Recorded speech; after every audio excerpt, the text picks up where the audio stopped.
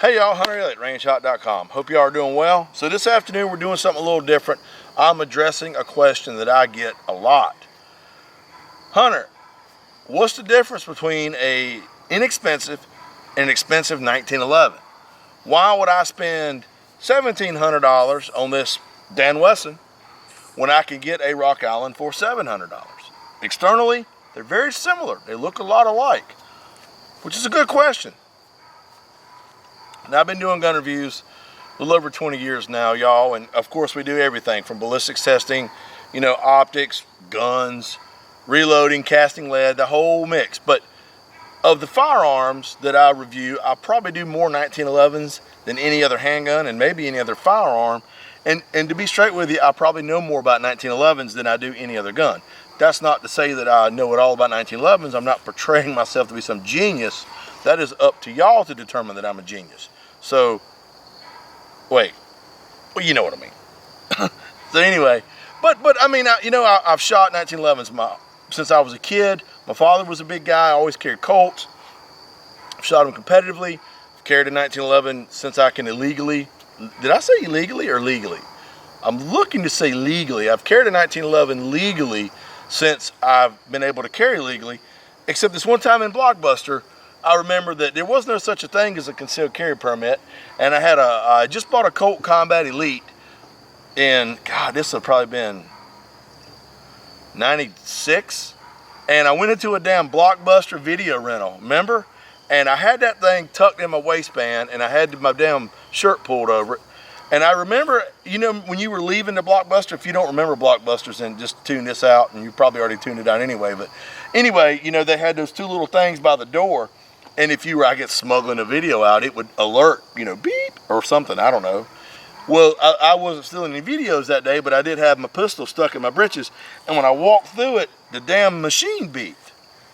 And the little girl at the counter, I remember, she said, sir, and I said, ma'am, I promise you, because I had just rented 2 or 3 videos, and I mean, hell, y'all, it was just the empty boxes out there, like you could steal anything, and I'm digressing.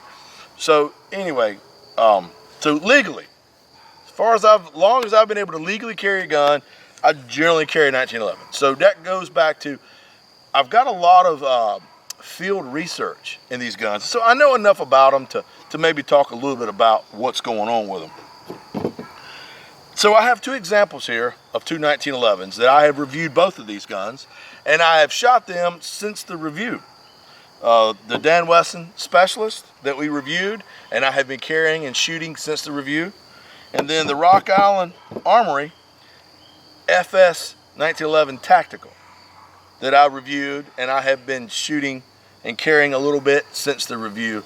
And both guns have proven to be still reliable. No issues with either gun. So one would ask, MSRP on this gun is like $700. MSRP on the Specialist, I think it's like $1,800, $1,900. It's an expensive gun. There is a large price difference between the two. And externally, the features are very similar. They both have rails. They both have ambidextrous safeties. They both have stippling and checkering and a really nice, deep beaver tail. What makes one more expensive than the other? Well, to answer the question in the most simplest terms, time and materials. That's the long and the short of it. Rock Island pistols, I've done several reviews for Rock Island. I've reviewed several of their guns, shot and played with this gun even since the review, no problems. It's a solid gun. It's a solid pistol. I don't really, other than the couple complaints I had about it in the review, like the sights and all, it's not a bad pistol. The Dan Wesson Specialist, however, is probably my favorite handgun that I own. And when the review was over, I bought this from Dan Wesson, and I've been carrying this pretty regular since the review. And so, given the choice between the two, the price difference, I would buy the Dan Wesson. But I don't have a wife and kids. I don't have a lot of financial commitments that a lot of people do. And so one would question, where's my best bang for the buck, so to speak? Was that a bad pun? I felt like it was a bad pun. Anyway, Chad, remind me to cut that out. And he won't. So, time and materials. The Rock Allen is a production 1911, as is the Dan Wesson, but it's venturing into what they're called the semi-custom realm. And we're going to talk a little bit about that. Now, a couple things that you do get that are superior on the Specialist is it does have infinitely better sights. Infinitely better sights. It's got some straight 8-night sights that I absolutely love. Now, it's also got some G10 stocks that are really nice. I like the rubber stocks on the Rock Allen, but these G10 stocks, man, they're choice. Sights, stocks, Hunter, I can replace that. I can put those on this Rock Allen. You know, sights are a couple $100. Set of stocks is, you know what, $80, $100 maybe. But now you done spent $300. So now you're not gonna pay MSRP for this gun, but now you're probably into the $700-800 if you put some really nice sights and some better stocks. If you just don't love these rubber ones. Now I will tell you this: Dan Wesson sends better magazines. These are made by Checkmate. I'm pretty sure these are made by Checkmate for Dan Wesson, and Checkmate makes mags for Dan Wesson, Colt, Ruger. A lot of the major 1911 manufacturers use Checkmate magazines, and they use them for a reason. Checkmates make damn good mags. I don't know who makes these mags that come with the Rock Allen, and I complained about them in the review. They suck. But, you know, is that big of a deal? Mags are what, $60 maybe? So, you know, you got $120 worth of better mags versus these that they work. One of them didn't like to slide back on occasion. If I were to buy this gun, which I may, seriously, I'm thinking about buying this from Rock Allen and hanging on to it and experimenting with it. But the first thing I would do is I would put these in the go to the range only, if that, bag. So now we got, you know, another $60 worth of good mags, or $120 because 2 mags. Time and material. I do not know the assembly procedure for the Rock Allen pistols, but there's a tremendous amount of MIM and cast parts in these guns. Which, if done right, there's nothing wrong with MIM or cast. But the thing about MIM is, if done incorrectly, it's prone to failure. But MIM it's a powdered metal that is put into a mold under heat and pressure with what they call, I believe, it's a plasticizer. And whenever it forms the part, it melts and pressurizes the part. And when it finally forms, the plasticizer evaporates. And so the part is just a little bit smaller than it was when it started out. And that's for ease of fitment. When the part comes out of the mold, it's ready to go in the gun, which is great if you're trying to save time. Now, here's the thing about MIM. If done right, it's fine, but you can't gunsmith on it. You can't file on MIM because the outer is hard.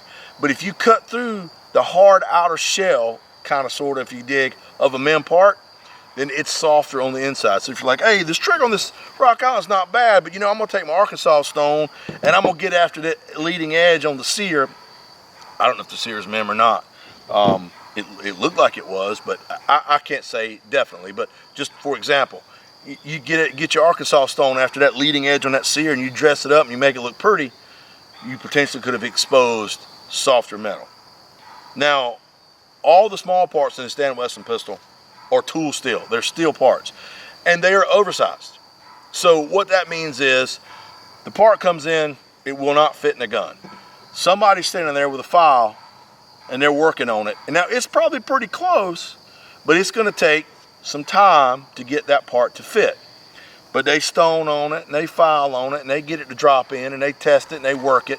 And that happens with every component on a gun. Now you understand that you've got a series of procedures that has to go through. And each one of those, you've got a man or a woman standing there with a file or a stone shaping and fitting parts. That's time. Material. A steel part is a lot more expensive than a MIM part. If you don't believe me, go to Evolution Gunworks website, EGW. They make fantastic parts. Price some of their parts. They're tool steel parts. And then go look at what a MIM sear costs, or a MIM this or a MIM that, or even cast. Steel is more expensive than MIM or cast. A lot of MIM, a lot of cast. in this Rock Allen. I'm not saying that's a bad thing, but here's the deal, and I know this for confidence, that if you have got a very high round count between these two guns, a mem part or a cast part will fail before a steel part. I'm not saying one's better than the other. I'm just telling you, it will fail.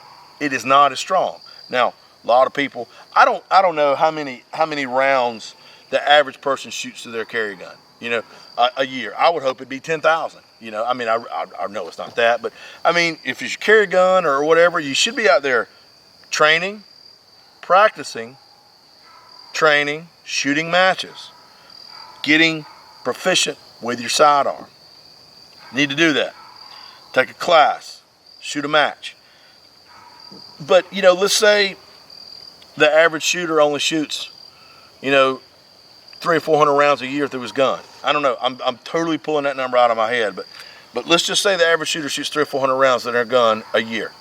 Then, the Rock Allen would probably last you a lifetime. You know what I mean? But let's say you got somebody like me that shoots a lot. Not only just reviews, I love shooting matches. I love taking classes. I love giving classes.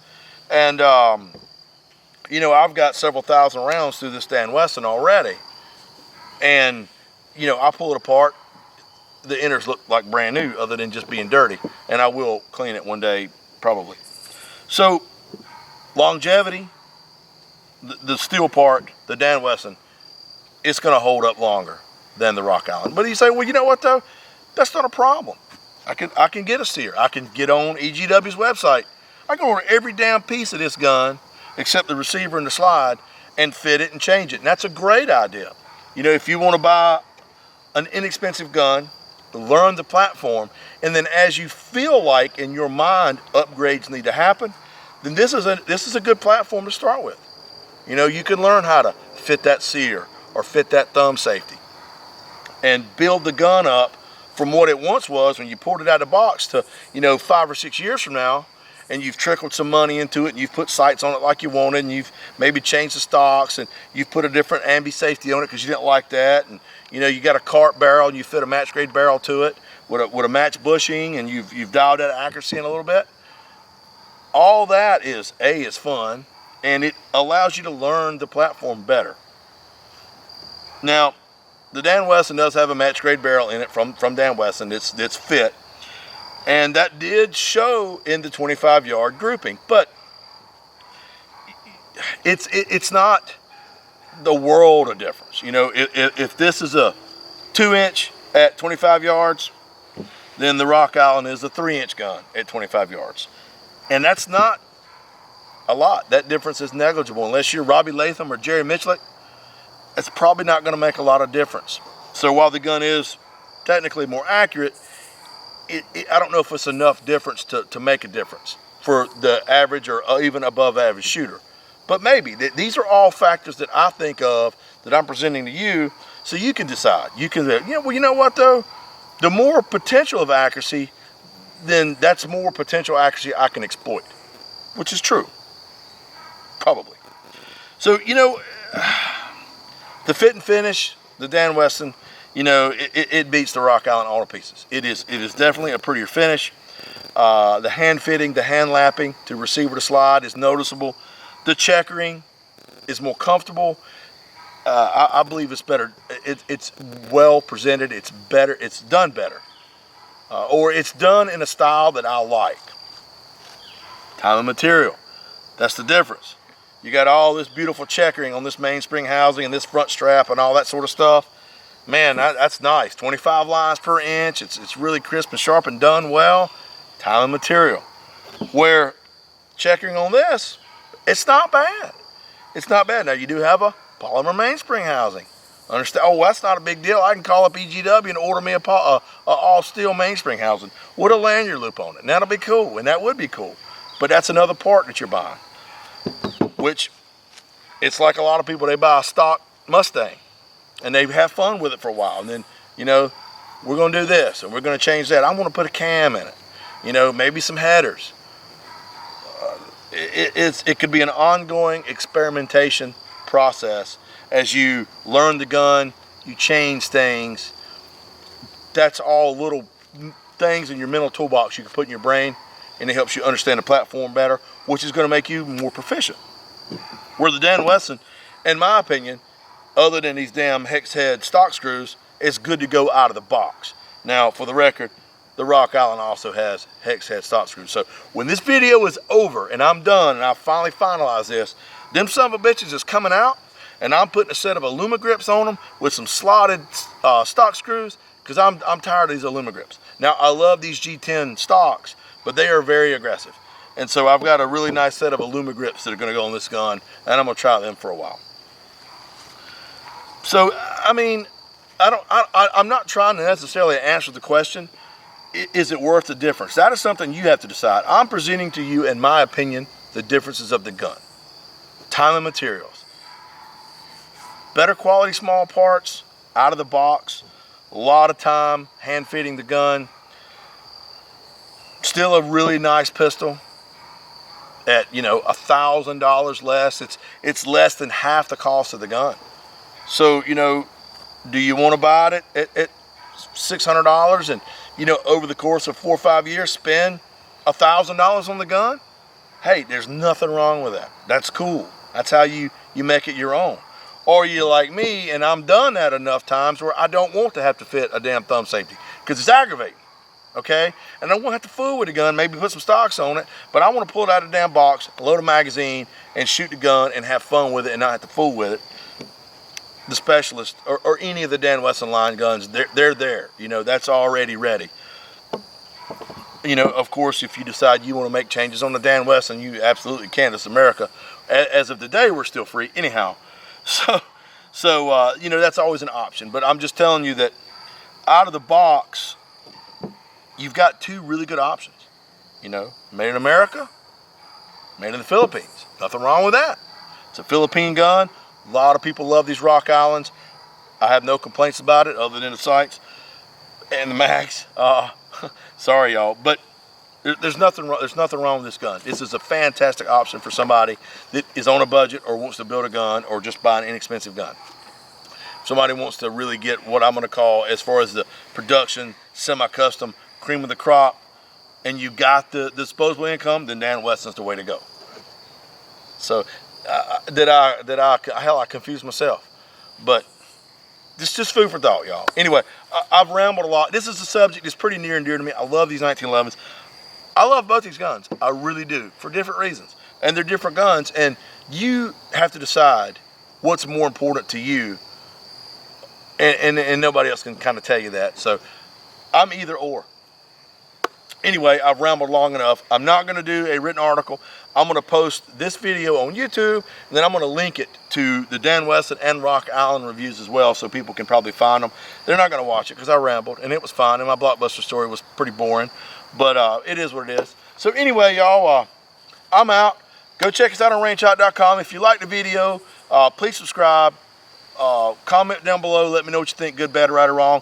Do you have opinions on inexpensive versus expensive 1911s? You know, this is just my opinion. Let me know what you think. And maybe we can generate a discussion and we can all learn. Good to go? All right, y'all. I want you to take care of yourselves and each other. I look forward to seeing you at the range.